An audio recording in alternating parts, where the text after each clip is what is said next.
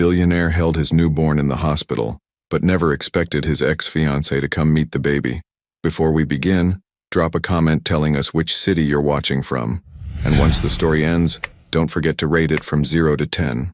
Oh, and make sure to follow our channel for more stories like this. Now, sit back and enjoy every detail. The sterile, fluorescent lights of St. Mary's Hospital cast harsh shadows across Maverick Keene's angular face as he cradled the tiny bundle in his arms. At 37, he commanded boardrooms and billion-dollar deals with unwavering confidence, but this 7-pound miracle reduced him to trembling uncertainty. The baby's delicate features were serene in sleep, tiny fingers curled against a blanket that cost more than most people's monthly salary. Maverick's dark hair was disheveled, his usually pristine Armani suit wrinkled from hours of pacing hospital corridors. His steel-gray eyes, typically sharp with business acumen, now held a vulnerability he'd never allowed anyone to witness. The weight of responsibility pressed down on his broad shoulders, heavier than any corporate merger he'd ever navigated. "Your mommy is fighting for her life," he whispered to the sleeping infant, his voice cracking with exhaustion and guilt. "And I'm the reason you're here, aren't I?" The private room was filled with expensive arrangements of white lilies and roses, flowers he'd ordered more out of obligation than sentiment. Through the floor-to-ceiling windows, the city sprawled below them, its lights twinkling like stars in the darkness. This was supposed to be his kingdom, his empire built on renewable energy innovations that would change the world. Instead, it felt like a monument to his failures. His mind drifted to that fateful night 8 months ago. The company's annual gala had been a resounding success. Another renewable energy contract worth hundreds of millions. The champagne had flowed freely, and he'd been celebrating not just business triumph, but his engagement to Annelle Durand, the brilliant environmental engineer who'd stolen his heart with her passion for sustainable technology and her infectious laugh. But Scarlett Morrison had been there too, the marketing director with auburn hair and emerald eyes who'd been dropping hints for months. When Annelle left early with a headache, Scarlett had swooped in with congratulations and more champagne. Too much champagne. One moment of weakness. One night that shattered everything. Maverick's jaw clenched as he remembered Annelle's face when she'd confronted him a month later. Not about the affair. He'd confessed that immediately, drowning in guilt. But about Scarlett's pregnancy. The way Annelle's hazel eyes had filled with tears before turning cold as winter steel. The way she'd slipped off her engagement ring, a 3-carat diamond he'd had custom designed, and placed it on his desk with trembling fingers. "I can't do this, Maverick," she'd whispered, her voice breaking. "I thought I could forgive the mistake, but a baby? That's not just a moment of weakness. That's a lifetime consequence." He'd begged, pleaded, offered to pay for anything Scarlett needed while maintaining distance. But Annelle had shaken her head, her golden brown hair catching the afternoon sunlight streaming through his office windows. "You made your choice that night. Now, I'm making mine." The baby stirred in his arms, making soft mewing sounds that tugged at something deep in Maverick's chest. He'd kept his distance throughout Scarlett's pregnancy, providing the best medical care money could buy while struggling with resentment and regret. He'd convinced himself he was doing his duty, nothing more. But holding his son now, because yes, it was a boy, with Maverick's dark hair and what looked like his mother's delicate nose, everything felt different. Terrifying and overwhelming, but different. "Sir?" A soft voice interrupted his thoughts. Maverick looked up to see Dr. Patricia Williams, the lead obstetrician, standing in the doorway. Her expression was carefully neutral, but he could read the concern in her brown eyes. "How is she?" he asked, though he dreaded the answer. "Stable for now. The hemorrhaging has stopped, but she's still unconscious.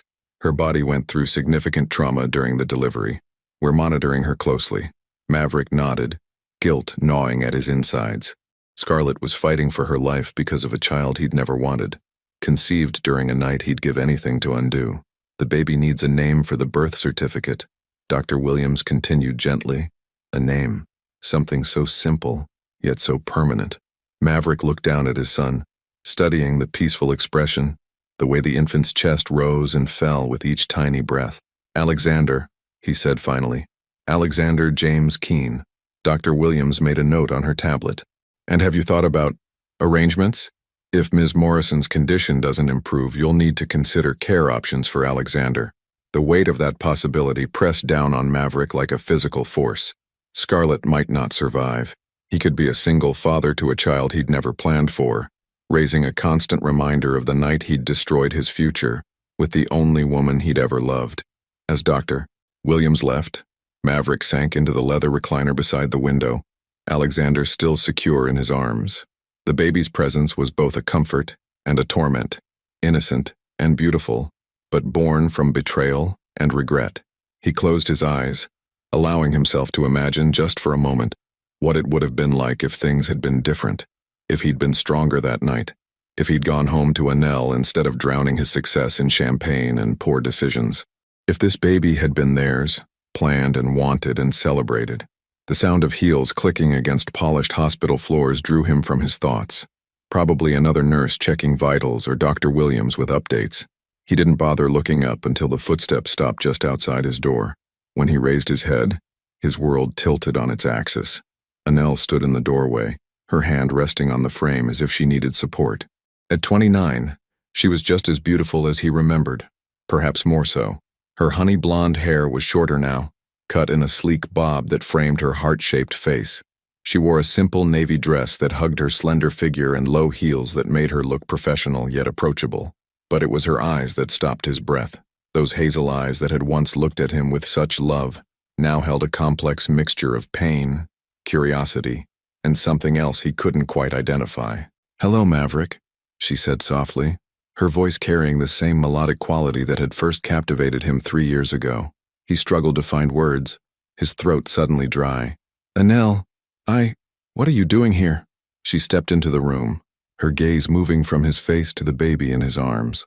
Something shifted in her expression, a softening, a vulnerability that made his chest ache. "I came to see him," she said simply. "Your son." "What drove you here tonight, Annelle? Was it closure, curiosity, or something deeper that brought you back to the man who broke your heart?" For several heartbeats, neither of them moved. The only sounds in the room were the soft hum of medical equipment from down the hall and Alexander's gentle breathing. Maverick felt as though he were drowning, caught between the weight of his past mistakes and the impossibility of Annelle's presence. She looked different, stronger somehow, as if the pain of their breakup had forged her into something more resilient. The vulnerability he'd once known so well was still there, but it was tempered now with a quiet strength that made his chest tighten with both admiration and regret. "How did you know?" he asked finally, his voice barely above a whisper. Annelle's gaze remained fixed on Alexander, and Maverick watched as her expression softened further. "Dr. Williams called me. Apparently Scarlett listed me as an emergency contact months ago." She paused, finally meeting his eyes. "I think she knew this day might come, and she wanted someone here who might care about what happens to him."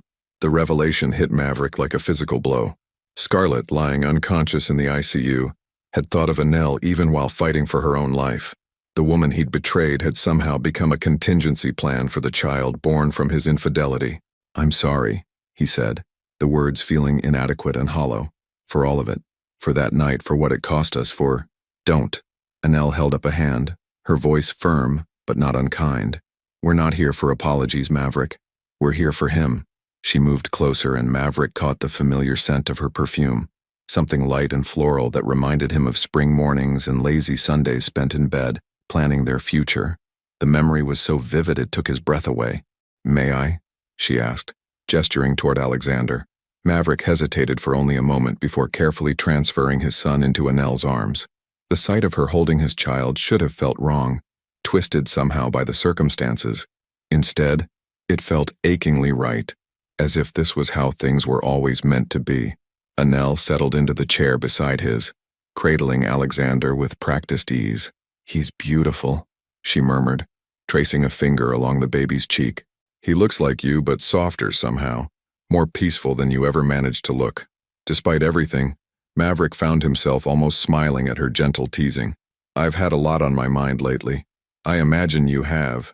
She looked up at him, and for a moment, the walls between them seemed to thin. "Have you seen her, Scarlett?" His jaw tightened. "Briefly, before the surgery.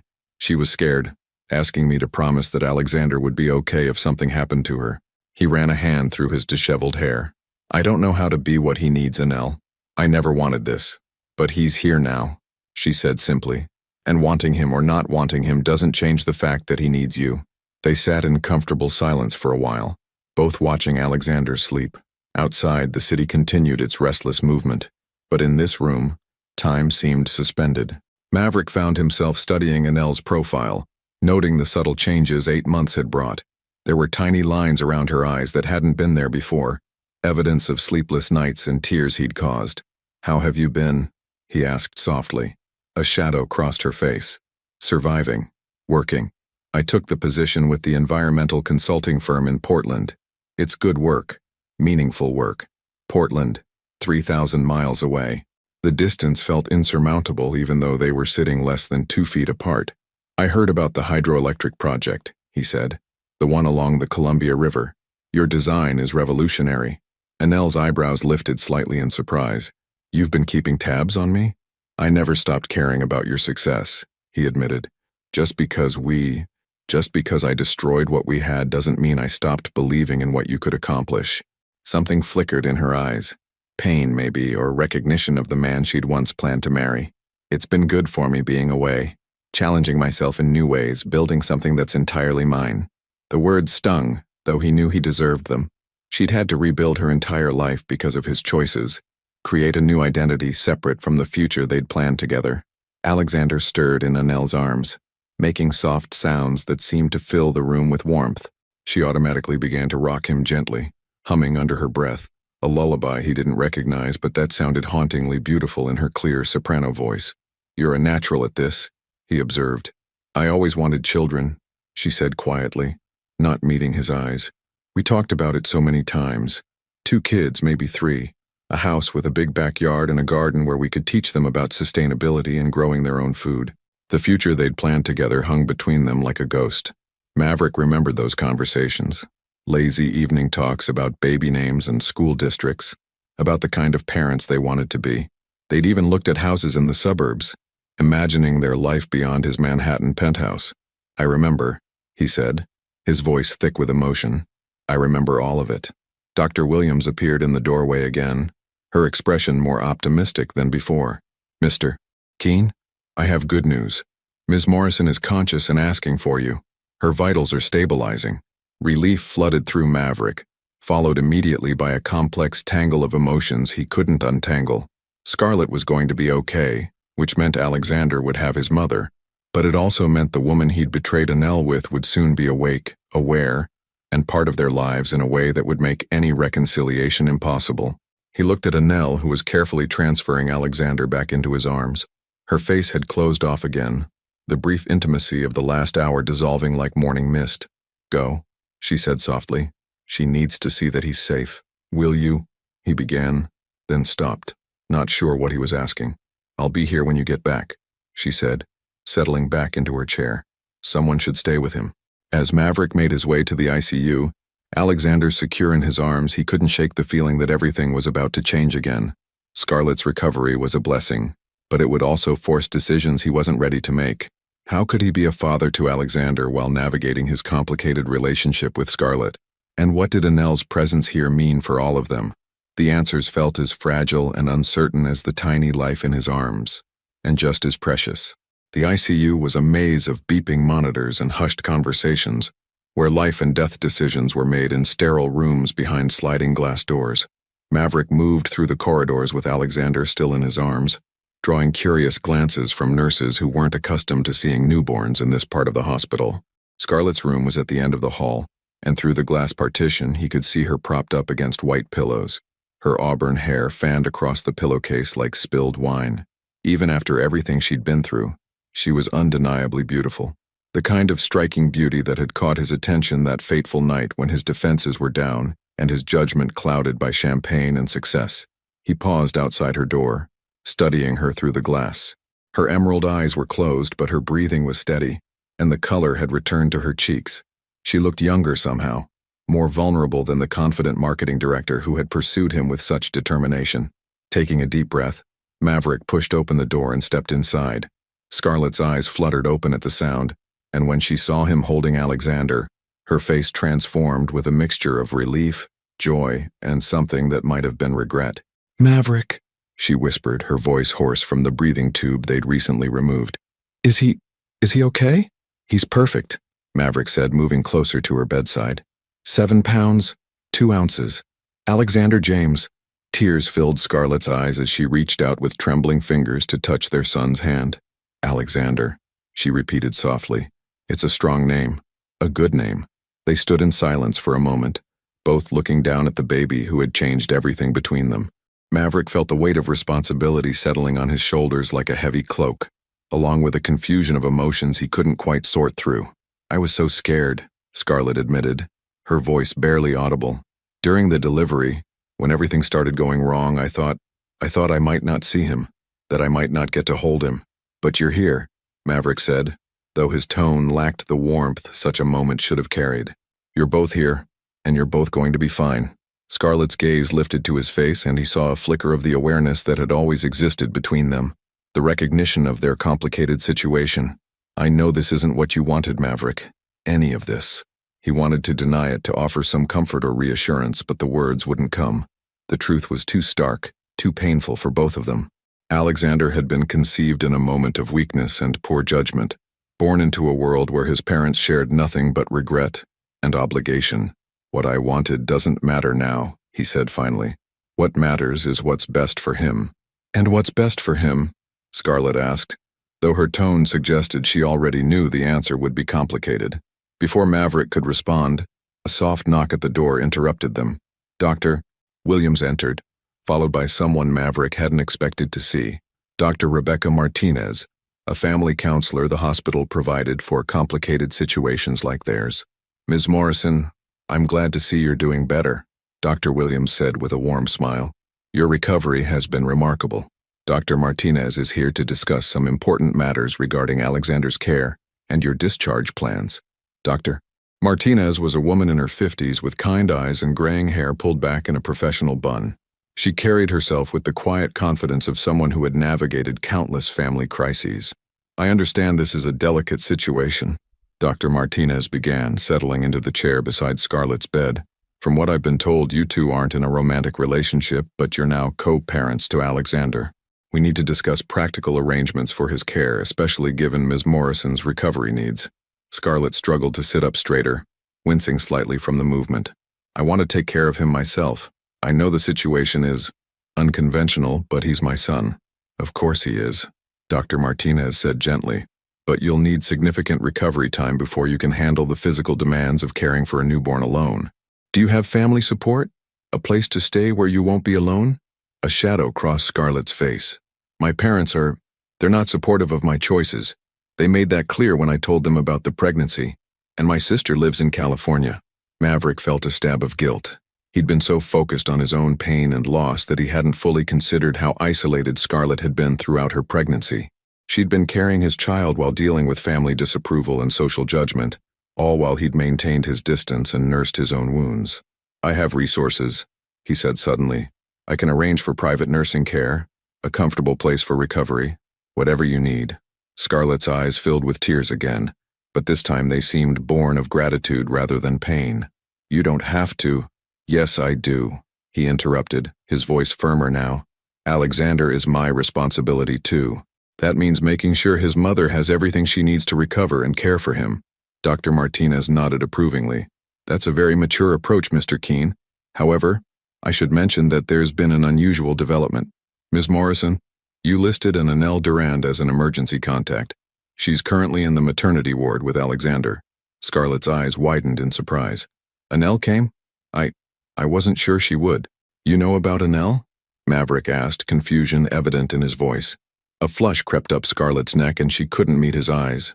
I knew about your engagement when that night happened. I knew I was breaking up something important to you.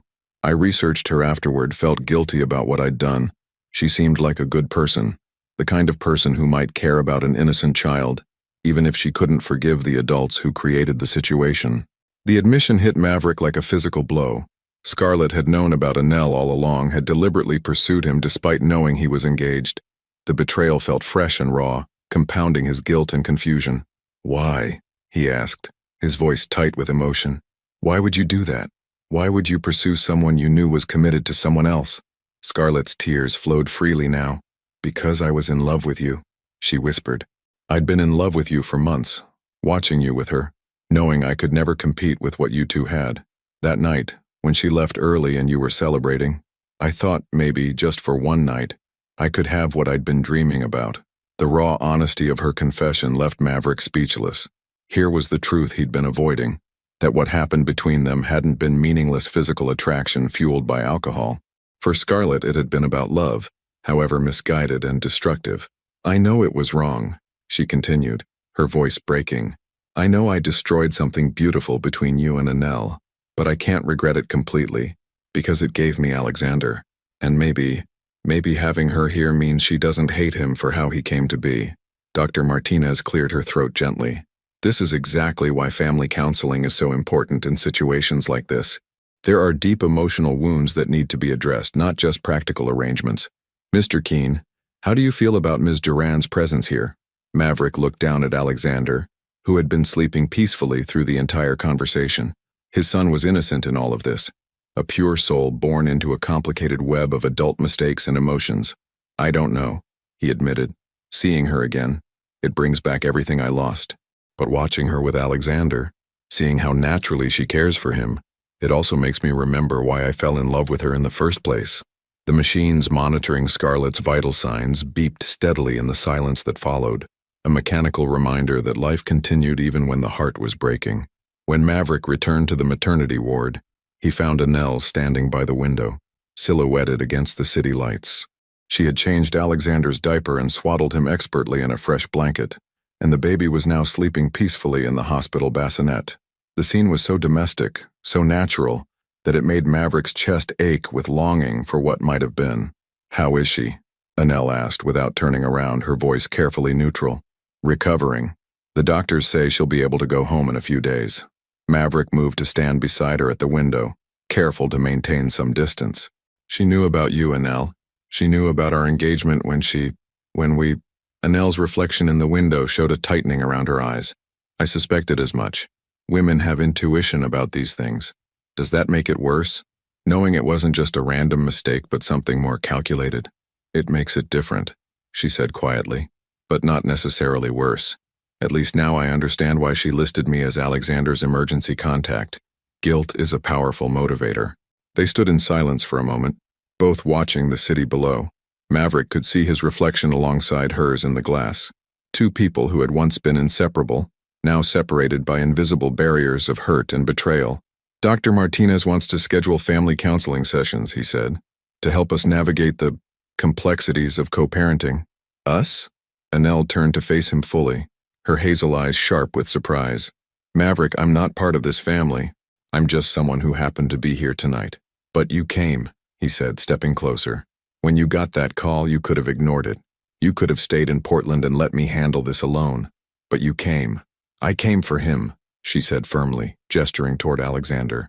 For an innocent child who didn't ask to be born into this mess. That doesn't mean I'm ready to play house with you and with Scarlett. The way she stumbled over referring to Scarlett spoke volumes about the pain she was still carrying. Maverick wanted to reach for her, to touch her face the way he used to when she was upset, but he kept his hands at his sides. What if I told you I'm still in love with you? He asked suddenly, the words tumbling out before he could stop them. What if I told you that every day for the past 8 months has been hell without you? Annelle's breath caught, and for a moment her carefully constructed walls wavered. I'd say that love isn't enough, Maverick. Trust is the foundation of everything, and you shattered that, not just with one night of poor judgment, but with the consequences that followed. Every time I look at Alexander, I'll remember why we're not together. He's innocent in all of this, Maverick said desperately. He didn't choose to be born from my mistakes. No, he didn't, she agreed, her voice softening as she looked at the sleeping baby. And that's exactly why this is so complicated. I could fall in love with him, Maverick. I could love that little boy as if he were my own. But what happens when Scarlett decides she doesn't want me in his life? What happens when she wants to play happy family with you? Scarlett and I aren't together, he said quickly. What happened between us was a mistake, not the beginning of a relationship. But you're connected now, forever, through him. Annelle's voice was thick with emotion. You'll share holidays and birthdays and school events. You'll make decisions together about his upbringing, his education, his future. And I'll be what? The woman who almost became his stepmother? Before Maverick could respond, the door opened, and a young nurse entered, her scrubs decorated with cartoon animals. She looked exhausted but maintained a professional smile. "I'm sorry to interrupt," she said, "but Alexander needs his next feeding, and we need to discuss his discharge paperwork. Is one of you planning to take him home when Ms. Morrison is released?" The question hung in the air between them like a challenge. Maverick realized he hadn't thought that far ahead, hadn't considered the practical reality of taking care of a newborn when he'd spent the last 8 months emotionally distancing himself from the pregnancy. He began, then stopped, uncertainty clouding his features. Annelle stepped forward, her expression shifting into the take charge mode he remembered so well from their time together. "What kind of support does Ms. Morrison have at home? Any family nearby?" "Her emergency contact forms indicate she doesn't have local family support," the nurse said carefully. "Mr. Keene, have you discussed living arrangements with Ms. Morrison?" Maverick felt the weight of responsibility settling heavier on his shoulders. "I told her I'd arrange for private nursing care, somewhere comfortable for her to recover." "That's generous," the nurse said, "but newborns need consistent caregivers who can bond with them. The first few months are crucial for attachment and development." Annelle was quiet for a long moment, studying Alexander with an expression Maverick couldn't read. When she spoke, her voice was measured and thoughtful. "What if," she began, then paused, seeming to wrestle with herself. "What if Scarlett and Alexander stayed in my apartment in Portland for a few weeks, just until she's fully recovered? I have a spare room, and I work mostly from home right now. I could help with the transition while she learns to care for him." Maverick stared at her in shock. "Annelle, you don't have to." "I know I don't have to," she interrupted, "but maybe I want to. Maybe I need to do this for my own peace of mind. To know that Alexander is safe and cared for regardless of how complicated things are between us." The nurse looked relieved. "That sounds like a wonderful solution if everyone agrees. New mothers often do better with support, especially after traumatic deliveries." But Maverick felt a new kind of anxiety building in his chest. The thought of Annelle caring for his son, bonding with Alexander while helping Scarlett recover, was both incredibly generous and potentially heartbreaking for everyone involved. "What about your job?" he asked. "The hydroelectric project?" "I can work remotely for a few weeks," she said simply. "The preliminary design phase is mostly computer modeling anyway." As if sensing the tension in the room, Alexander began to stir in his bassinet, making soft sounds that would soon escalate to hungry cries. Without hesitation, Annelle moved to prepare his bottle, her movements confident and natural. Watching her care for his son, Maverick felt a dangerous hope beginning to bloom in his chest. But hope, he'd learned, could be the most devastating emotion of all. 3 days later, Maverick found himself in the most surreal situation of his life, sitting in the first-class cabin of a private jet bound for Portland, watching his ex-fiancée bottle feed the son he'd had with another woman. Scarlett dozed in the seat across the aisle, still weak from her ordeal but determined to be discharged from the hospital despite her doctor's concerns. The jet was one of his smaller aircraft, configured for comfort rather than business meetings. Soft leather seats, mahogany trim, and floor-to-ceiling windows that showcased the clouds below. It was the same plane he and Annelle had taken to Napa Valley for their second anniversary, when he'd first started thinking about engagement rings and forever. "He's getting stronger," Annelle murmured, adjusting Alexander's position as he fed. "His grip is more confident now." Maverick watched her with a mixture of awe and agony. She'd taken to motherhood with an intuitive grace that made everything look effortless, but he could see the emotional toll in the careful way she held herself, the deliberate distance she maintained from him even in the confined space of the aircraft. "You don't have to do this," he said quietly, not wanting to wake Scarlett. "I could hire the best nannies, arrange for round-the-clock care in Manhattan. You don't have to disrupt your life for us." "For him," Annelle corrected, not looking up from Alexander. "I'm doing this for him and maybe for me too. I need to know that I can handle being around this situation without falling apart." There was steel in her voice that hadn't been there before their breakup. The past 8 months had changed her, made her more self-sufficient and guarded. Maverick missed the softness she'd once shown only to him, the vulnerability she'd trusted him with. His phone buzzed with a text from his assistant, Rebecca, updating him on the arrangements she'd made in Portland. A private nurse would be available if needed, a grocery delivery service was stocked and ready, and his security team had already swept Annelle's building for any potential issues. "I've arranged for additional support," he said, showing her the message. "Whatever you need, just say the word." "What I need," Annelle said, finally meeting his eyes, "is for you to understand that this is temporary. A few weeks, maybe a month until Scarlett is strong enough to manage on her own. Then you'll need to figure out a permanent arrangement that doesn't involve me. The word stung, but he nodded his acceptance. I understand. Do you? She challenged, her voice sharper than before. Because you're looking at me the way you used to, Maverick. Like you're hoping this proximity will somehow fix what's broken between us. That's not what this is. Before he could respond, Scarlett stirred in her seat, her green eyes opening slowly. She looked pale and fragile, but alert. Are we almost there? About 20 minutes out, Maverick replied, immediately shifting his attention to her. How are you feeling? Like I got hit by a truck, she said honestly, attempting a weak smile. But better than yesterday. Her gaze moved to Annelle holding Alexander, and something complex flickered across her features. I still can't believe you're doing this.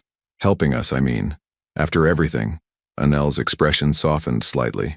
Children shouldn't suffer for adult mistakes. Alexander deserves the best possible start in life, regardless of how complicated his family situation is. His family situation?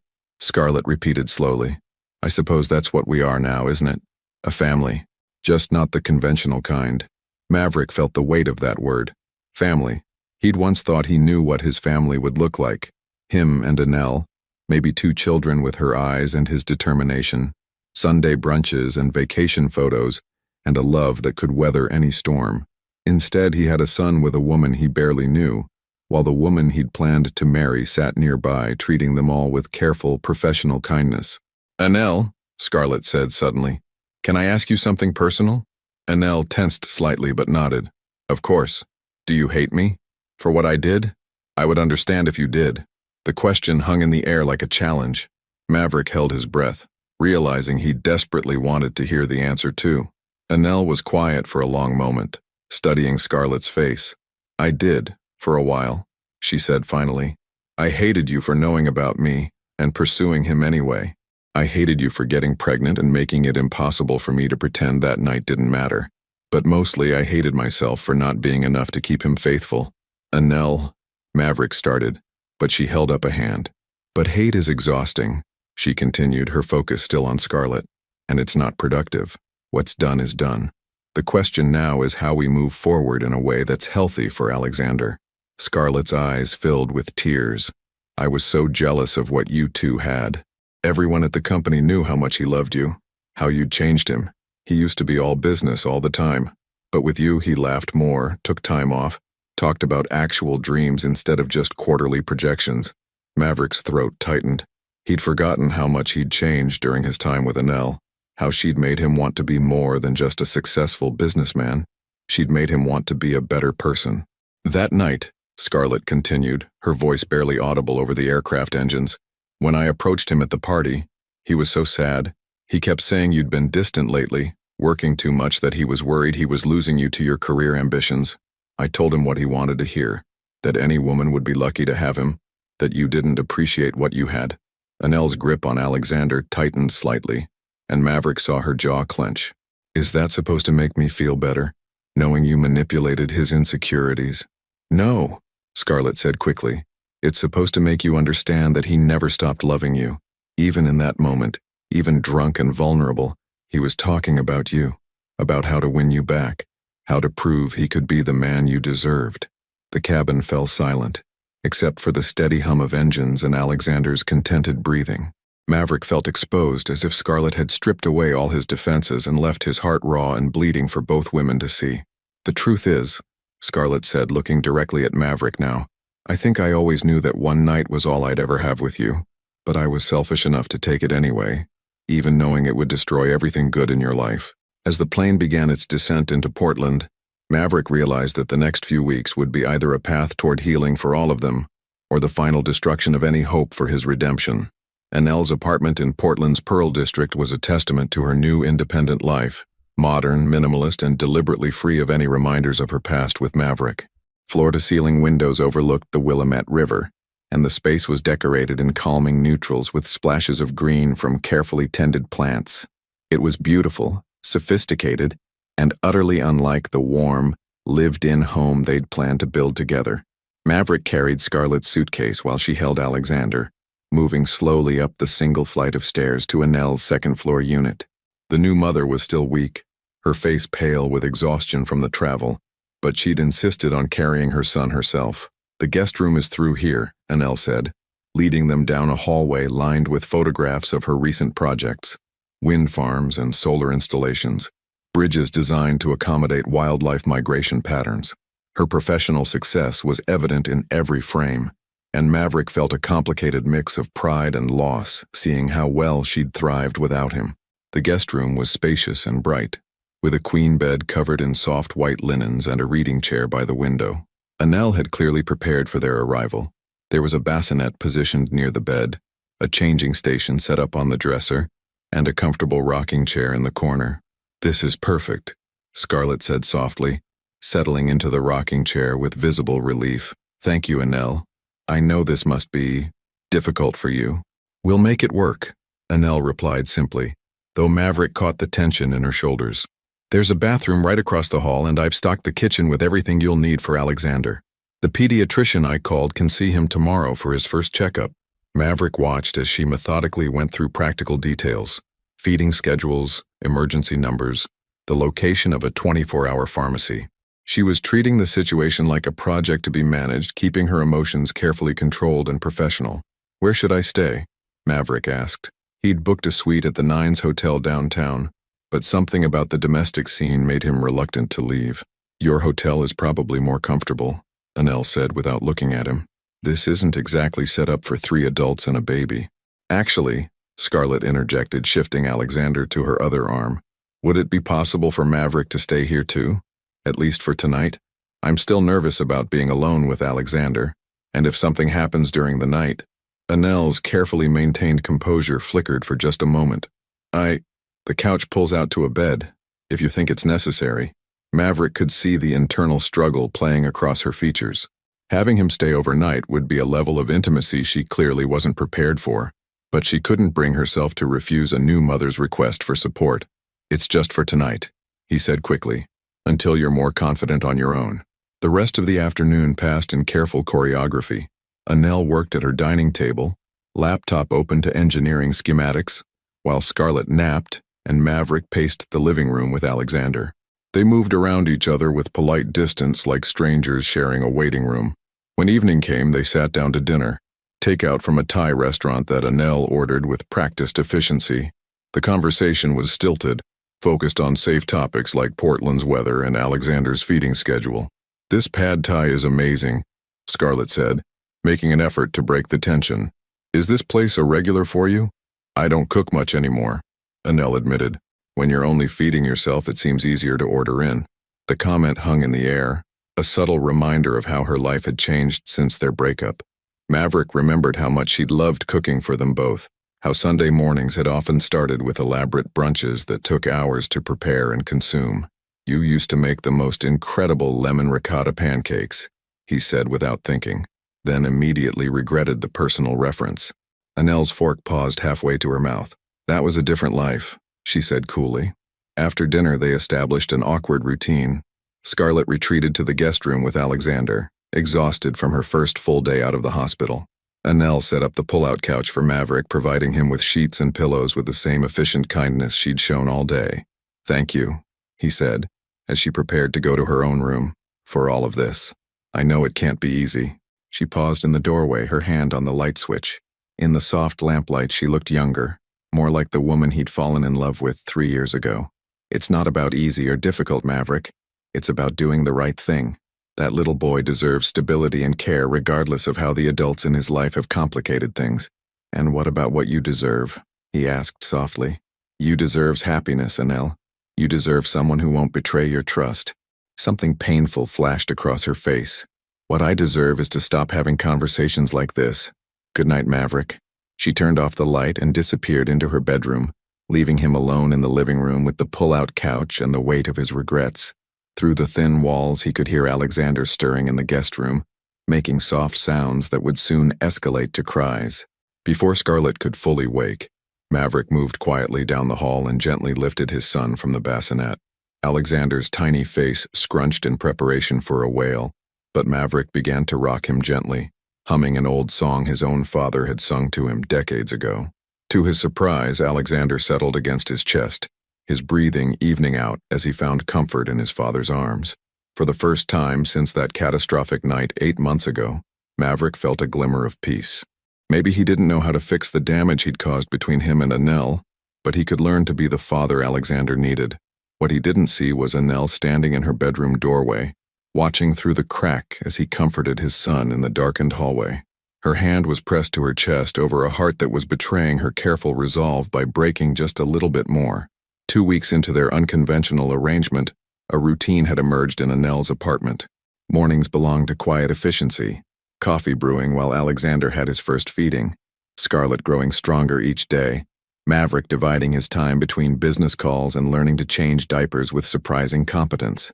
Annelle maintained her professional distance, but Maverick caught glimpses of her watching him with Alexander, something unguarded flickering in her eyes before she looked away. It was a Tuesday afternoon when everything shifted. Annelle was reviewing structural calculations at her laptop. Scarlett was napping and Maverick was feeding Alexander a bottle while pacing the living room when the building's intercom buzzed through the apartment. "I'm not expecting anyone," Annelle said, frowning as she moved to the speaker by the door. "Yes?" Annelle Durand. The voice was crisp, professionally polished, distinctly male. "This is Christopher Blake. I'm here about the Cascade project." Maverick saw Annelle's face go completely white. Her hand trembled slightly as she reached for the door release, then stopped. "Christopher Blake," she repeated, her voice barely audible. "Who's Christopher Blake?"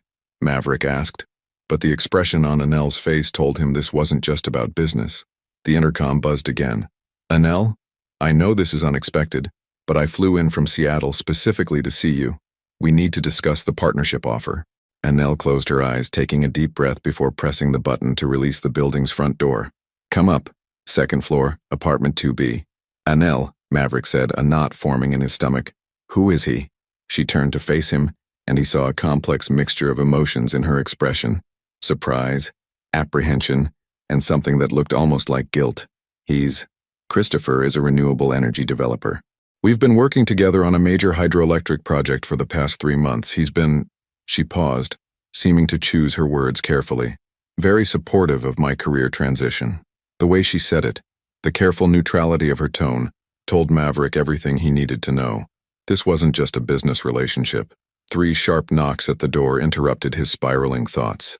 Annelle smoothed her hair, checked her reflection in the hallway mirror, and opened the door. Christopher Blake was exactly the kind of man Maverick would have hated on sight even under normal circumstances. Tall, probably 6'2", with the kind of effortless style that suggested both money and confidence. His dark hair was perfectly styled, his suit was clearly bespoke, and when he smiled at Annelle, it was with the familiarity of someone who had earned the right to such warmth. "Annelle," Christopher said, stepping into the apartment with the easy confidence of a man comfortable in any environment. "You look beautiful, as always." He leaned in to kiss her cheek, and Maverick felt his jaw clench involuntarily. Alexander stirred in his arms, sensing the tension that had suddenly filled the room. "Christopher, this is complicated timing," Annelle said, glancing nervously toward Maverick. "I have house guests at the moment." Christopher's gaze moved to Maverick, taking in the baby in his arms with polite curiosity. "I hope I'm not intruding. I tried calling, but your phone went straight to voicemail." "No, it's..." Annelle struggled for words, clearly caught off guard by the unexpected visit. "Christopher Blake, this is Maverick Keene." "Maverick, Christopher is the lead developer on the Cascade River project." Maverick shifted Alexander to one arm and extended his hand, noting how Christopher's grip was firm and assessing. "Mr. Blake." "Keene," Christopher repeated, recognition dawning in his dark eyes. "Keene Energy Solutions. I followed your work in renewable technology. Impressive portfolio." "Thank you," Maverick replied coolly. Christopher's gaze moved between Maverick and the baby, clearly trying to piece together the situation. "And this little one? That's Alexander," Annelle said quietly. "Maverick's son." "Ah." Christopher's smile became more polite, more distant. "Congratulations. How old?" 2 weeks, Maverick answered, his protective instincts kicking in as he studied this man who was clearly important to Annelle. The guest room door opened and Scarlett emerged, moving slowly but looking much healthier than when they'd arrived. Her auburn hair was pulled back in a simple ponytail, and she wore one of the comfortable dresses Annelle had bought for her recovery. "I thought I heard voices," Scarlett said, then stopped short when she saw the stranger in the living room. Christopher's expression shifted again. taking in this new player in what was clearly a more complex situation than he'd anticipated. "I'm sorry. I don't think we've been introduced. Christopher Blake." "Scarlett Morrison," she replied, moving to take Alexander from Maverick's arms with the natural ease of new motherhood. Alexander's mother. The silence that followed was thick with unspoken questions. Christopher looked from Annelle to Maverick to Scarlett, clearly trying to understand the family dynamics at play. "Perhaps I should come back another time," he said finally, his professional composure intact but his confusion evident. "No," Annelle said quickly. "No, it's fine. We can talk. Maybe we could go to the coffee shop downstairs. Give these two some privacy with Alexander." Maverick felt a surge of something he didn't want to acknowledge. Jealousy, possessiveness, fear. The idea of Annelle leaving with this polished, successful man who clearly cared about her was almost unbearable. "Actually," Christopher said, his gaze settling on Annelle with unmistakable warmth, "I was hoping we could discuss something more personal than the Cascade project. Something I've been wanting to ask you for weeks now." Annelle's breath caught audibly. "Christopher, I know the timing might seem sudden, but the partnership offer isn't just professional, Annelle. Blake Development is looking for a permanent lead engineer, but more than that, I'm looking for—" He paused, seeming to remember their audience. "Perhaps we should discuss this privately." Maverick felt the bottom drop out of his world. A partnership offer, a permanent position, and clearly something more personal that Christopher wanted to discuss. All the progress he thought he'd been making, all the small moments when he'd caught Annelle watching him with softness in her eyes, suddenly felt meaningless. "Yes," Annelle said, her voice strained. "Let's go downstairs." As she gathered her purse and jacket, she avoided looking directly at Maverick, but he saw the conflict in her movements, the way her hands shook slightly as she reached for her keys. "We'll be back in an hour," she said to the room in general. After they left, Scarlett settled into the rocking chair with Alexander, studying Maverick's face with surprising perceptiveness. "That was the man she's been seeing," she said finally. "She never said she was seeing anyone," Maverick replied, his voice tight. "She doesn't have to say it. It's in the way he looked at her, the way she got flustered when he showed up. And did you see that bracelet she's wearing? The silver one with the small diamond? That's not something a woman buys for herself." Maverick's hands clenched into fists at his sides. Annelle was moving on, building a new life with someone who could offer her everything he'd destroyed. Trust, stability, a future without the constant reminder of betrayal. "What are you going to do?" Scarlett asked quietly. "Nothing," he said, the word tasting like ash in his mouth. "I'm going to do nothing because I have no right to interfere in her happiness." But as he stared out the window at the Portland skyline, Maverick knew that watching Annelle leave with another man might be the final blow that destroyed whatever hope he'd been secretly harboring for their redemption. Annelle returned to the apartment 90 minutes later, her face flushed and her movements agitated. She closed the door more firmly than necessary and leaned against it for a moment as if gathering her strength. Maverick looked up from where he sat on the couch, Alexander sleeping peacefully in his arms, and immediately knew something significant had happened. "How did it go?" Scarlett asked gently from the kitchen where she was preparing a bottle for Alexander's next feeding. "It was—" Annelle paused, struggling for words. "Complicated." She moved to the window, staring out at the city as the late afternoon sun cast long shadows across the room. Her fingers twisted the silver bracelet Scarlett had noticed, and Maverick found himself studying her profile, trying to read the emotions playing across her features. "Christopher offered me a partnership," she said finally, her voice carefully controlled. "Not just in the Cascade project, but in his entire development company. It would mean relocating to Seattle, overseeing renewable energy projects across the Pacific Northwest. It's everything I've worked toward professionally." "That's incredible," Scarlett said, genuine enthusiasm in her voice. "Congratulations." But Maverick could see the tension in Annelle's shoulders, the way she held herself like someone bracing for impact. "There's more, isn't there?" Annelle turned from the window, and for the first time since Christopher's arrival, she looked directly at Maverick. He also proposed. The words hit Maverick like a physical blow. Alexander stirred in his arms, sensing the sudden change in his father's breathing, and Maverick forced himself to remain calm for his son's sake. "Proposed?" Scarlett repeated, her voice rising slightly in surprise. "Marriage," Annelle clarified, her gaze never leaving Maverick's face. "He's been planning it for weeks. Had the ring custom designed, researched my favorite restaurants, even spoke to my parents about his intentions." Maverick felt something inside his chest crack. Christopher had done everything right. Everything Maverick himself had done 3 years ago when he'd proposed to Annelle on a beach in Santorini. The other man had been patient, respectful, thorough, all the things Maverick had failed to be when it mattered most. What did you tell him? The question escaped before Maverick could stop it, though his voice was steady. I told him I needed time to think. Annelle's hands were shaking now, and she clasped them together to still the tremor. He was understanding about it. Said he'd wait as long as I needed, but that he hoped I'd consider relocating to Seattle regardless of my answer about marriage. But you're considering it, Scarlett observed quietly. Both the partnership and the proposal. I should be, Annelle said, her voice thick with emotion. Christopher is a good man. He's successful, kind, patient. He's never lied to me or betrayed my trust. He wants the same things I want professionally and personally. On paper, he's perfect. On paper, Maverick repeated, latching onto the qualifier. Annelle's eyes filled with tears she refused to let fall. But I can't say yes to him while I'm standing in an apartment with you and your son, pretending that the past 2 weeks haven't changed everything I thought I knew about what I wanted. The admission hung between them like a bridge neither of them was sure they should cross. Scarlett quietly excused herself to the guest room, taking Alexander with her and leaving them alone for the first time since that night in the hospital. Annelle, Maverick began, but she held up a hand to stop him. Do you know what the hardest part has been? She asked, her voice breaking slightly. It's not watching you with Scarlett, because I can see that whatever you two shared was never love. It's watching you with Alexander. Seeing you become the father I always knew you could be.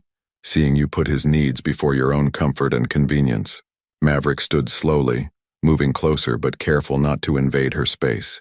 What are you saying? I'm saying that I've spent 2 weeks watching you learn to love your son, and it's reminded me why I fell in love with you in the first place. Your capacity for growth, for becoming better than you were. But it's also shown me how much I want that. A family, children, someone who chooses me every day instead of making one catastrophic mistake that ruins everything. I did choose you, Maverick said desperately. Every day for 3 years, I chose you. One night of weakness doesn't erase that, but it does erase the trust, she said, tears finally spilling down her cheeks. And without trust, what do we have? Hope that you won't hurt me again? Faith that next time you're drunk and feeling neglected, you'll make better choices? You think I felt neglected? The question surprised him. Annelle wiped her cheeks with the back of her hand. Scarlett told me what you said that night, about feeling like you were losing me to my career, about worrying that I didn't appreciate what we had. Was that true? Maverick sank back onto the couch, the weight of his honesty almost unbearable. You were working 16-hour days on the Portland project proposal. We hadn't had dinner together in 3 weeks. I was proud of your ambition, but I missed you. I missed us. So instead of talking to me about it, you talked to her, and let her convince you that the solution was in a bottle of champagne and a hotel room. No, he said firmly. I let my own insecurities and poor judgment convince me. Scarlett didn't force me to do anything. She just offered what I was too weak to refuse in that moment. They stood in silence for a long moment, the weight of their shared pain filling the space between them. Outside, Portland's evening traffic hummed past, life continuing its normal rhythm while their world hung in balance. Christopher wants an answer within the week, Annelle said finally. He's extending a job offer to another engineer if I decline, and he needs to know about the partnership to finalize his company's 5-year plan. A week, Maverick repeated. I need to know something, Maverick. If Alexander hadn't been born, if Scarlett had miscarried or chosen adoption, would you have tried to win me back? Or was losing me just the price you accepted for that one night? The question cut to the heart of everything he'd been wrestling with for 8 months. I tried to respect your decision to leave. I thought pursuing you would be selfish after what I'd done. That's not what I asked. He met her eyes, knowing that his answer might determine both their futures. I never stopped hoping. Every day I hoped you'd call or show up at my office or give me some sign that forgiveness was possible. But I also knew I had no right to that hope. And now, with Alexander in the picture, with Scarlett recovering in my guest room with a life that's infinitely more complicated than it was 8 months ago, what are you hoping for now? Before he could answer, the guest room door opened and Scarlett appeared, her face pale and stricken. I'm sorry to interrupt, but Alexander's running a fever and he won't stop crying. I think something's wrong. The pediatric emergency room at Oregon Health and Science University was a blur of bright lights and urgent voices. Alexander's fever had spiked to 103.2 degrees during the frantic taxi ride to the hospital, and his tiny body felt like fire in Maverick's arms. Scarlett sat beside him in the waiting room, tears streaming down her face as she blamed herself for not recognizing the signs sooner. "It's not your fault," Annelle said firmly, returning from the registration desk with a clipboard of forms. "Newborn fevers can spike quickly. You did everything right by recognizing something was wrong, but I'm his mother," Scarlett said brokenly. "I should have known. I should have seen the signs earlier." Maverick looked up from where he'd been staring at the floor, his hands still shaking from the adrenaline of helplessness. "We're all learning," he said quietly.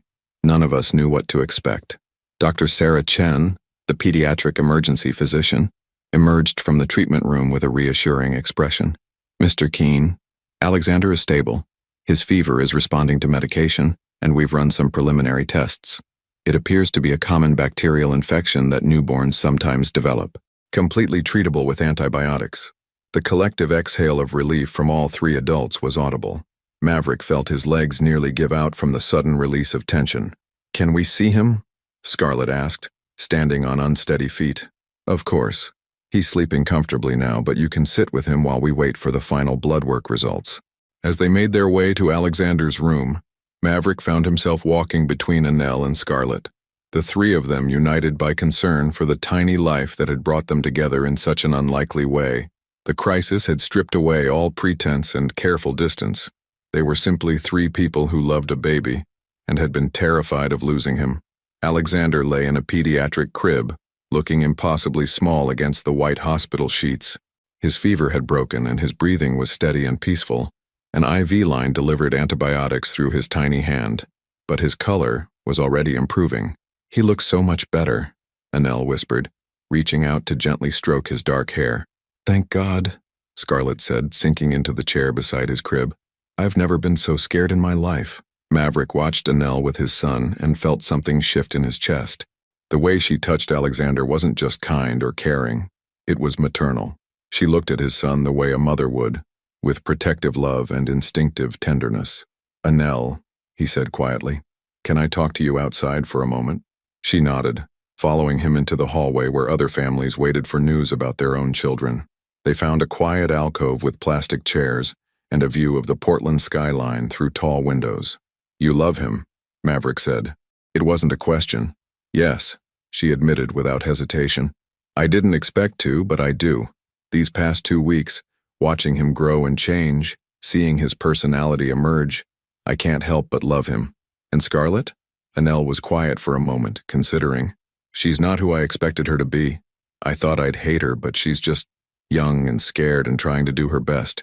She made a terrible choice that night, but she's paying for it every day. And she clearly loves Alexander more than anything." "What about Christopher's offer?" The question had been burning in Maverick's mind since they'd rushed to the hospital. "When I got that call from Scarlett saying Alexander was sick, when I heard the panic in her voice," Annelle's voice broke slightly, "all I could think was that we needed to get to the hospital. Not you and Scarlett, not Alexander's parents. Like we were a family." Maverick's heart pounded against his ribs. "What are you saying?" "I'm saying that sitting in this waiting room terrified that something might happen to Alexander, I realized that somewhere along the way he became mine too. Not legally, not biologically, but emotionally. And the thought of moving to Seattle, of building a life with Christopher while Alexander grows up 3 states away." She shook her head. "I can't do it." "You're turning down the proposal?" "I'm turning down everything," she said, meeting his eyes directly. "The partnership, the marriage, the chance to start fresh somewhere else. Because as much as I want to protect myself from more heartbreak, I can't walk away from that little boy. And I can't walk away from you." Maverick felt as though the ground had shifted beneath his feet. "Annelle, I'm not saying I forgive you," she said quickly, holding up a hand. "I'm not saying we can go back to what we had before. But tonight, watching you with Alexander when he was sick, seeing how you put his needs before your fear, I remembered why I fell in love with you, and I realized that if I run away now, I'll spend the rest of my life wondering what might have been possible if I'd been brave enough to try again." Before Maverick could respond, Scarlett appeared in the hallway, her face bright with relief. "The doctor says we can take him home tomorrow morning," she said. "The antibiotics are working perfectly and his fever is completely gone. That's wonderful, Annelle said, her voice thick with emotion. There's something else, Scarlett continued, her expression growing serious. Something I need to tell both of you. I've been thinking about this for days, but tonight, sitting there watching Alexander sleep, I realized I can't put it off any longer. Maverick felt his stomach clench with new anxiety. What is it? I've been offered a job, Scarlett said. My college roommate lives in Denver now and she's starting a marketing firm. She wants me to be her partner. It's a fresh start, away from all the complications here. What about Alexander? Annelle asked, though her voice was carefully neutral. Scarlett's eyes filled with tears. That's what I need to discuss with you both.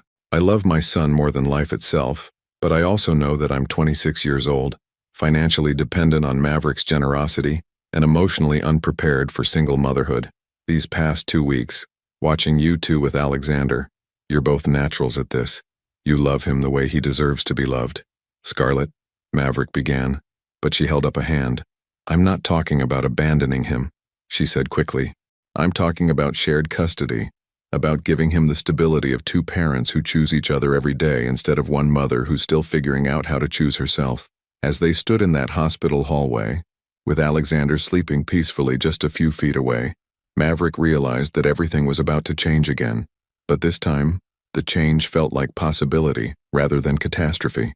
6 months later, Maverick stood in the doorway of the nursery he'd carefully designed in his Manhattan penthouse, watching Annelle rock Alexander to sleep. The room was painted in soft greens and blues, with hand-carved wooden furniture and a mural of a forest that seemed to grow up the walls toward a star-filled ceiling. It was nothing like the sterile, expensive nursery he'd originally planned. It was warm, lived in, full of love. He's getting so big, Annelle murmured, adjusting the blanket around Alexander's sleeping form. At 8 months old, he was sitting up on his own, babbling constantly, and had developed an infectious laugh that could light up any room. Scarlett will be here in an hour, Maverick said quietly, settling into the chair beside her. Are you nervous about telling her? Annelle's left hand caught the lamplight as she smoothed Alexander's hair, the engagement ring Maverick had given her 3 weeks ago sparkling against her finger. It wasn't the same ring from before. They'd chosen this one together, a symbol of their second chance rather than their original promise. A little, she admitted. Even though she suggested the arrangement herself, actually signing the custody papers feels so final. The past 6 months had been a careful dance of healing and rebuilding. Scarlett had taken the job in Denver, visiting Alexander twice a month and calling every few days to check on his development. She'd thrown herself into her new career with impressive determination, building something of her own while gradually finding peace with her decision to share custody.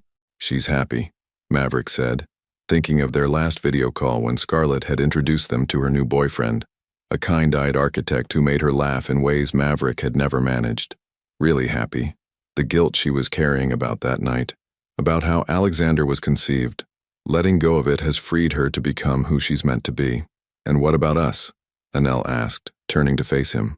Are we who we're meant to be? It was the question that had haunted both of them through months of couples therapy, family counseling sessions, and long conversations about trust and forgiveness.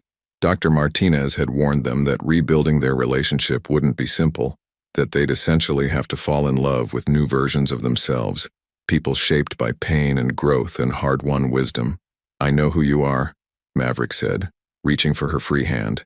You're the woman who chose love over safety, who opened her heart to a child that wasn't biologically yours, who taught me that being a good father means putting family before everything else. You're stronger than you were before, and somehow that makes me love you even more. And you, she said, intertwining their fingers. You're the man who learned that success isn't just about building an empire, but about building a home. You chose to fight for us instead of just accepting that you'd lost everything. You became the father Alexander needed, and the partner I needed. They sat in comfortable silence for a moment, watching Alexander sleep. The baby's peaceful breathing was the soundtrack to their new life, quieter than before, more intentional, built on a foundation of hard truths rather than easy assumptions. I have something to tell you, Annelle said suddenly, a smile playing at the corners of her mouth. Good news or challenging news? Maverick asked, though her expression suggested he already knew.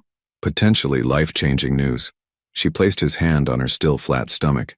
We're going to need a bigger nursery. The words hit Maverick like a bolt of lightning. Are you? 8 weeks?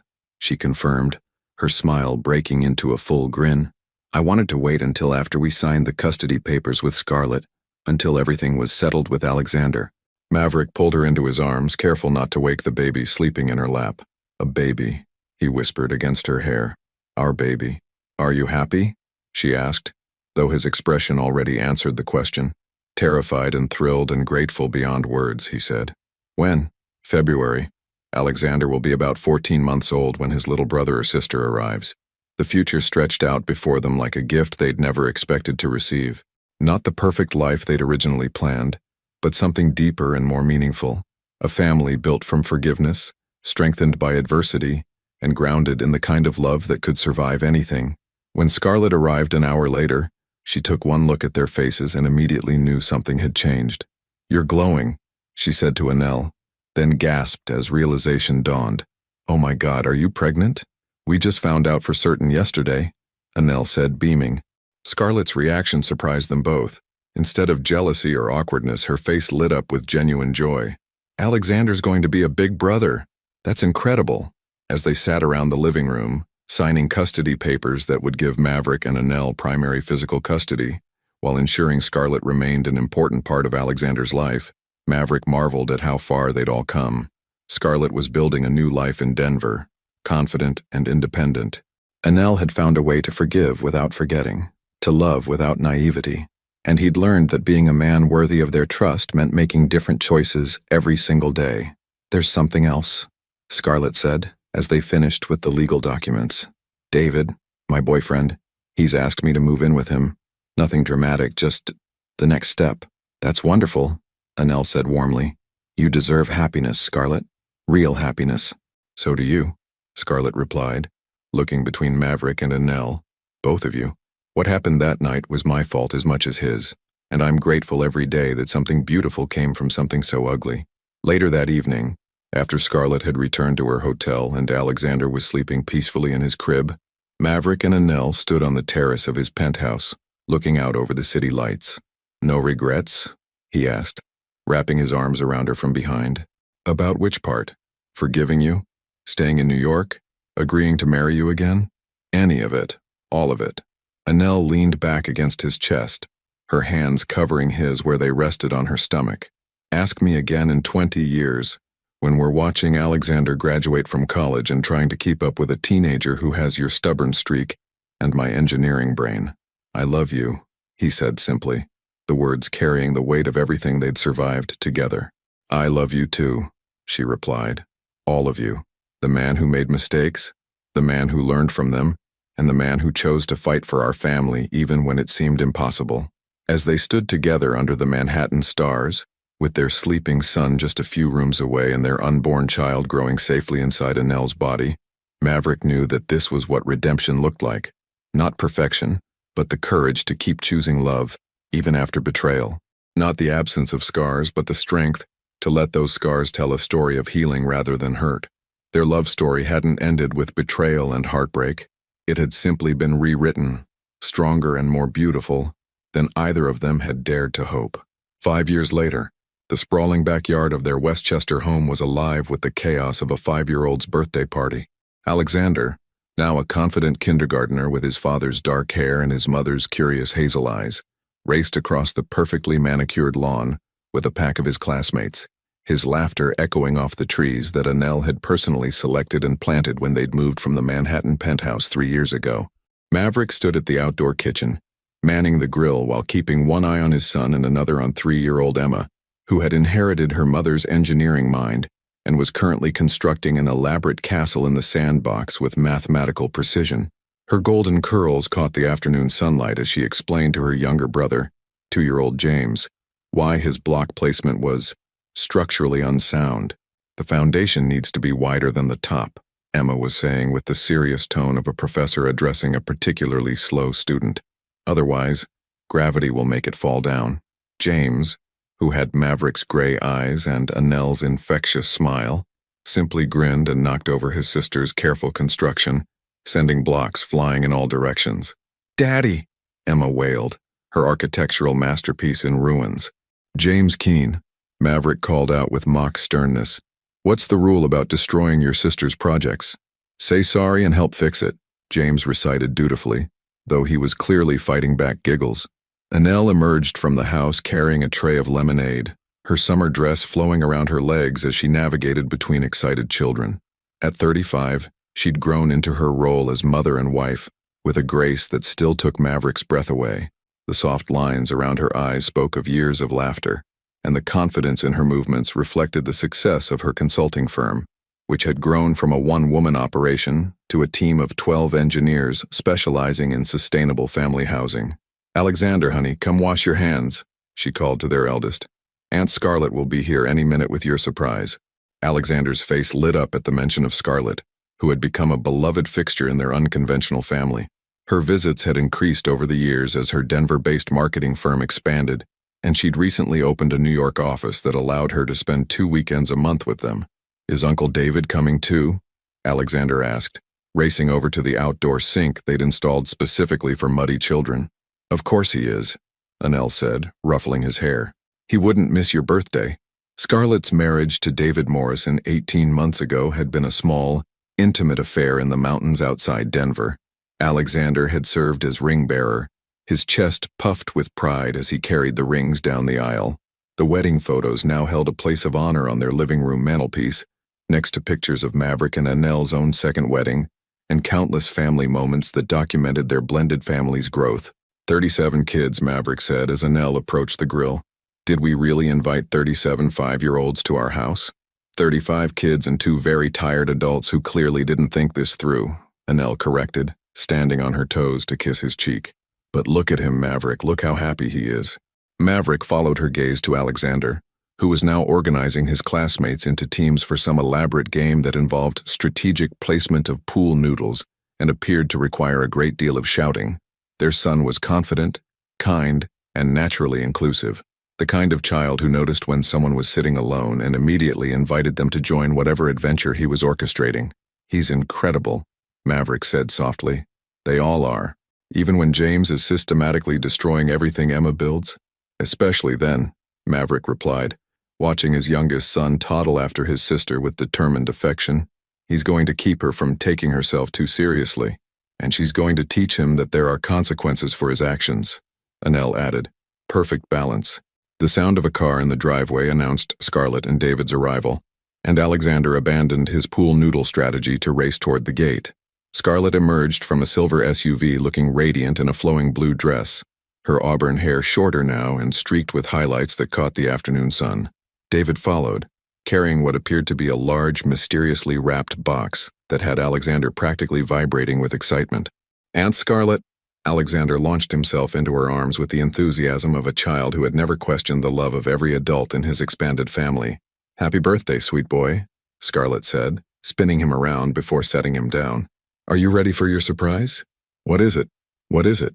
Alexander bounced on his toes while his siblings and their party guests gathered around. "Well," David said, setting down the large box with a theatrical grunt, "your Aunt Scarlett and I have some news to share, and we thought your birthday party would be the perfect time." Maverick and Annelle exchanged glances, recognizing the particular glow on Scarlett's face and the protective way David's hand rested on her back. "We're going to have a baby," Scarlett announced, her voice bright with joy. "Which means you're going to be a cousin, Alexander." The cheer that went up from the assembled adults was nearly drowned out by Alexander's whoop of excitement. "A cousin! Did you hear that, Emma? James? We're getting a cousin." As congratulations and hugs were exchanged, Maverick found himself standing slightly apart from the celebration, watching his extraordinary family with wonder. 6 years ago, he'd been a man who had everything and threw it away in one night of poor judgment. Today, he was surrounded by more love than he'd ever thought possible. Scarlett caught his eye across the crowd and made her way over, leaving David to field questions about due dates and baby names. "Can you believe this is our life?" she asked, settling beside him on the porch steps. 6 years ago, if someone had told me I'd be married to an amazing man, running a successful business, and announcing my pregnancy at my biological son's birthday party, while his stepmother, who used to be my lover's fiancée, organizes games for our extended family, I'd have thought they were insane. "It sounds like a soap opera when you put it like that," Maverick said with a laugh. "The best kind," Scarlett replied. "The kind where everyone gets their happy ending even when they don't deserve it." You deserved happiness, Scarlett, you always did. So did you. And so did Annelle. She watched as Annelle helped Emma construct a new, even more elaborate castle, while James supervised by providing running commentary. She's an incredible mother. She's an incredible everything, Maverick said. I still don't know what I did to deserve a second chance with her. You fought for it, Scarlett said simply. Every day for months you chose to be better than you were. That's not luck, Maverick, that's character. As the afternoon stretched into evening and the party wound down, Maverick found himself in Alexander's bedroom, reading his son's favorite bedtime story, a tale about a dragon who learned to use his fire to help others instead of causing destruction. It had become their nightly ritual, this story about transformation and second chances. Daddy, Alexander said as Maverick closed the book, when the new baby comes, will you and Uncle David teach them to play soccer like you taught me? If they want to learn, Maverick said, tucking the covers around his son's shoulders. But they might want to learn engineering like Mommy and Emma, or art like Aunt Scarlett, or building like Uncle David. Or they might want to learn everything like me, Alexander said with the supreme confidence of a 5-year-old who believed the world was full of infinite possibilities. You're right, Maverick said, kissing his son's forehead. They might want to learn everything. Later, as Maverick and Annelle cleaned up the remnants of the party while their younger children slept, they found themselves once again standing together under the stars. The Westchester sky was clearer than Manhattan's had been, and they could actually see constellations from their back porch. Tired? Maverick asked, wrapping his arms around Annelle from behind. Exhausted, she admitted, leaning back against his chest. But happy. So incredibly happy. Any regrets about this crazy life we've built? Annelle was quiet for a moment, considering the question that had become their tradition, asked and answered on birthdays, anniversaries, and quiet Sunday mornings when the children were still sleeping. Do you know what I realized today? She said finally, watching Alexander with all his friends, seeing how naturally he includes everyone, how he's learned to love unconditionally. He's going to grow up thinking that families come in all different shapes, that love is something you choose rather than something that just happens to you. And that's a good thing? That's the most important thing, she said, turning in his arms to face him. He'll never take love for granted the way we did in the beginning. He'll understand that it requires work and forgiveness and the courage to keep choosing each other even when it's hard. So no regrets? Only one, she said, her eyes twinkling with mischief. I regret that it took us 6 years to realize we should have been throwing birthday parties this elaborate all along. Alexander is already asking if next year's party can include a petting zoo. Maverick laughed, the sound carrying across their peaceful backyard to where their children slept safely in their beds. A petting zoo it is then. Anything for our boy. Our boys, Annelle corrected, looking toward the house where James was likely already dreaming. And our little Emma too, of course. 3 children, Maverick said wonderingly. Alexander, Emma, and James. We're going to need a bigger car when they're all teenagers. We're going to need a lot of things, Annelle said. Patience, energy, probably a vacation when they're all teenagers. But not more love, Maverick said, understanding flooding through him. We seem to have an endless supply of that. As they stood together under the star-filled sky, surrounded by the evidence of their beautifully complicated life, Maverick knew that this was what healing looked like. Not the absence of scars, but the transformation of those scars into something beautiful. Not the perfect family they'd once planned, but the perfect family for them, built on forgiveness, strengthened by adversity, and held together by the kind of love that could survive anything. Their story hadn't ended with betrayal and heartbreak. It had simply been rewritten one day at a time, one choice at a time, until it became something neither of them could have imagined, but both of them knew they couldn't live without. In the end, that was the greatest gift their mistakes had given them. The knowledge that love wasn't something that happened to them, but something they created together every single day, with every choice to forgive, to trust, and to keep building something beautiful from the pieces of what had been broken. What would you do if given a second chance at love? Would you have the courage to rebuild trust from the ashes of betrayal? Or would fear keep you from the happiness that might be possible on the other side of forgiveness? Your participation means a lot to the channel. Please share your thoughts in the comments. Thank you for watching. If you enjoyed the story, please subscribe to our channel and leave a comment below letting us know what you thought. Your feedback and support mean a lot to us. Stay tuned for more exciting stories.